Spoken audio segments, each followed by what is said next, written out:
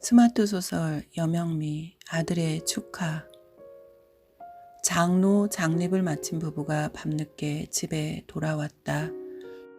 캄캄한 거실 저쪽에서 아들의 소리가 들렸다. 목사님한테서 아무 말 못 들으셨어요? 한마디 던지고 아들은 제 방으로 올라갔다. 사실 부부가 먼저 축하를 받고 싶던 사람은 티네이저 아들이었다. 아침에 집을 나서기 전 아내가 아들 방문 앞에서 당부까지 했다. 얘야, 내가 오면 좋겠어. 꼭 와야 해. 알았지? 아들은 반응하지 않았다. 부부는 예배 내내 닫혀있는 교회 문을 연신 바라보았다. 끝내 아들의 모습은 볼 수 없었다. 늦은 시간 부부는 목사에게 전화를 걸었다. 아무 일도 없다던 목사가 다음날 아침 부부의 가게를 방문했다. 그의 어색한 미소가 궁금증을 더했다. 목사는 아들이 보낸 이메일이라며 종이를 내밀었다.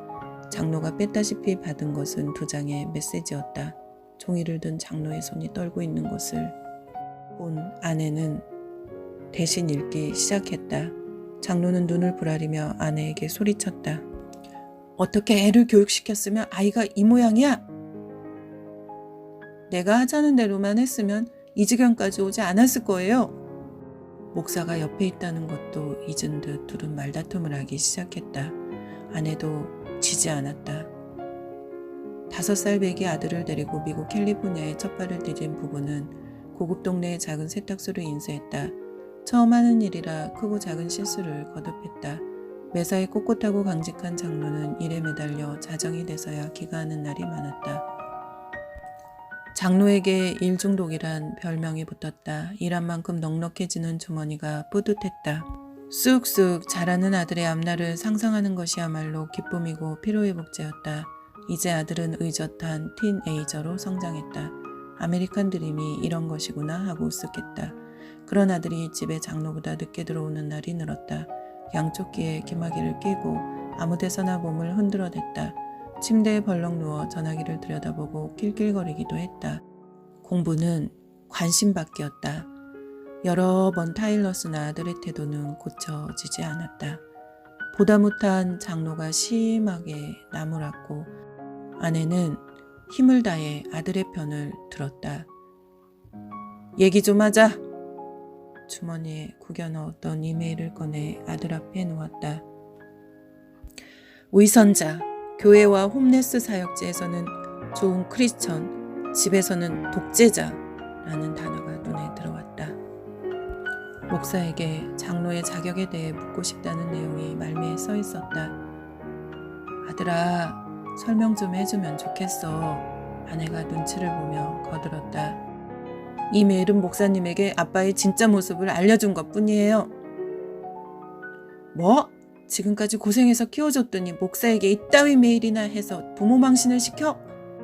창피해서 말이야. 얼굴이나 들고 다니겠어? 장로는 어설픈 영어를 써가며 아들한테 소리쳤다. 말 좀 하라는 재촉에 아들은 눈을 크게 뜨고 똑바로 아빠를 쳐다보았다. 꽉 담은 입술이 움직이는가 싶더니 잽싸게 몸을 돌려 밖으로 나갔다.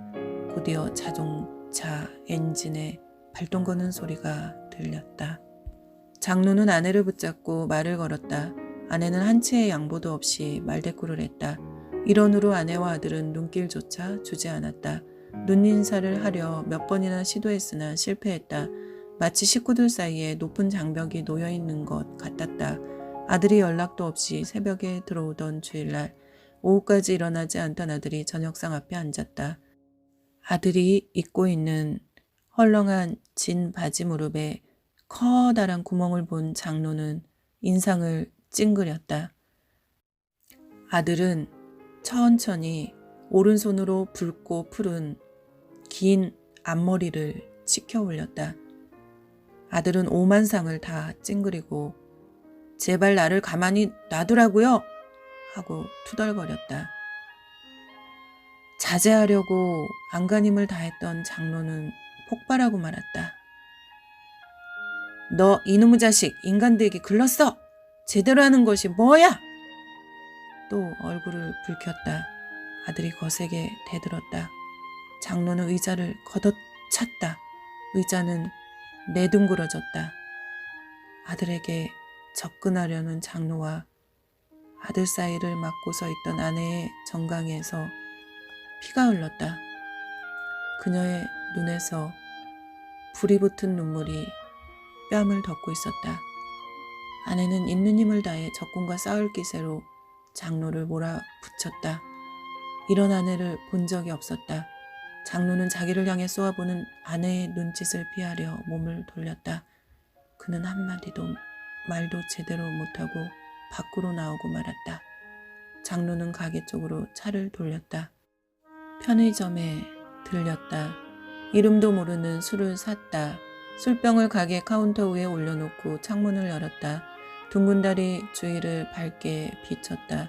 장로는 세탁소 앞 파킹장에서 가게 쪽을 향해 걸어오는 낯익은 사내를 보았다. 그와 술을 마시고 싶었다. 그는 이따금씩 옷을 맡기는 손님 톰이었다. 장로는 톰에게 커피잔 가득 술을 따랐다. 자식 있수? 장로가 물었다. 딸 하나 있어요. 사랑하슈? 물론이죠. 딸도? 톰은 고개를 끄덕였다. 나도 아들을 사랑하죠. 내 인생 다 바쳐서. 그런 나를 의선자라니. 아들과 아내가 나를 따돌리고 있어요. 장로는 거친 손으로 자기의 얼굴을 쓰다듬었다. 장로의 눈이 톰과 마주쳤다. 톰은 연신 고개를 끄덕이며 장로가 따라주는 대로 술을 마셨다. 톰이 말했다. 딸은 야단 좀 쳤다고 가출했었어요. 감옥에 있다는 걸 알고 찾아갔는데 딸이 면회를 거절했어요. 오랜 후에야 면회를 할 수 있었지요. 그때도 딸애는 말을 안 했어요. 그러던 어느 날 딸을 가슴에 안을 기회가 왔어요. 발버둥 치던 딸을 붙잡고 무조건 꼭 안고 기도를 했어요. 그래서요? 장로는 톰의 입술을 쳐다보았다. 드디어 딸애가 가슴에 안겨서 아멘이라고 했어요. 효코부러진 남자의 소리가 장로의 귀에 서성거렸다. 그들은 월남전에 가서 싸웠던 이야기에 열을 올렸다. 새벽이 되어서야 한기를 느낀 장로가 눈을 떴다. 딸이 올 때까지 톰은 술병을 진 채 자고 있었다. 단숨에 집으로 달려온 장로는 아들과 아내를 찾았다. 장로는 아들 방 문고리를 잡고 망설이다가 아들 방에 있니? 하며 문을 열었다. 방 안에서 키키한 냄새가 풍겼다. 문 쪽을 향하고 있는 부스스한 아들의 염색 머리에 눈이 갔다. 아들이 머리를 염색하던 날 밥상을 쳤던 장로였다. 그는 엉거주춤 침대 끝에 앉아있는 아들에게 성큼 다가섰다. 아직도 붉고 푸른색이 남아있는 덥수룩한 머리를 어루만졌다. 그리고 아들을 꼭 껴안았다. 아들의 숨소리가 들려왔다. 아들아, 미안하다. 아빠가 너에게 너무 심하게 야단쳐서 많이 속상했지? 아빠, 많이 속상했어요. 집을 나가고 싶었어요. 그럼 속상하고 말고 내가 많이 힘들었을 텐데 이렇게 멋진 아들로 커져서 고맙구나. 장로는 아들의 머리를 가슴에 품고 더욱 힘을 주어 안았다. 장로는 흐려지는 눈 언저리를 손등으로 쓱 문질렀다. 아빠, 축하합니다.